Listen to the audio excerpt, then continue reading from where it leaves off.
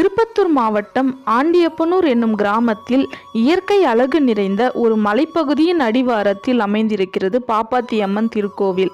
கோயில் என்றால் இங்கு அழகிய கட்டுமானம், கோபுரம் என்று எதுவும் கிடையாது. ஒரு மரமே விரிந்து பறந்து கோயிலாக மாறியிருக்கிறது. இங்கு கோவிலை கட்ட முயன்றாலும் அது முடிவதில்லை என்று அப்பகுதி மக்கள் கூறுகின்றனர். கோயில் மண்டபம், கோபுரங்கள் ஆகியன எழுப்ப அந்த அம்மன் விரும்பவில்லை என்றும் கூறுகின்றனர். இந்த சக்தி நிறைந்த பாப்பாத்தி அம்மன் கோயில்தான் ஒரு அதிசய தீர்த்த குளம் இருக்கிறது.